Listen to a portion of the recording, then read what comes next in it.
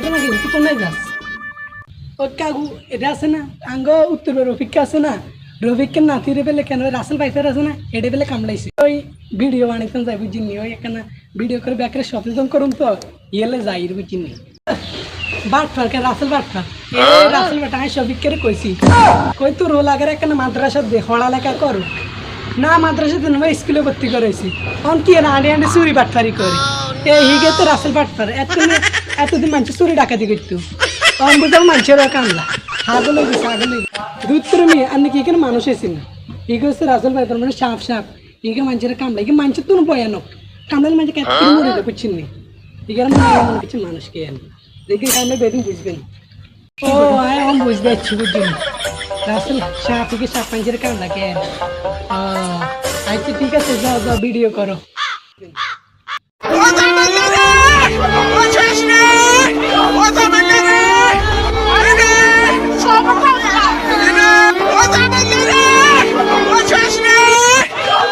প্রিয় দর্শক বিন্দু আপনারা দেখতে পাচ্ছেন যে আঙ্গুত্তর রফিকের ওলারে কিন্তু সাপে কামড়া দিচ্ছে ওই যেটা রাসেল ভাইফার যেটা কামড়ে মানুষ মরে যায় বিশ্লেষকরা ধারণা করতেছে যে বাংলাদেশের ৬৬ জেলায় কিন্তু এই হাত ঢুকে পড়ে যেতে পারে আর ২০ কোটি সাপ কিন্তু আইবার সম্ভাবনা আছে এবং বিশ্লেষকরা ধারণা করতেছে ২০২৪ সালে এই হাত বাংলাদেশের মানুষের লাগে যুদ্ধ করবো বাংলাদেশের মানুষ বেঁধে মারি হ্যাঁ তারা এই দেশের স্বাধীনতা অর্জন করবো।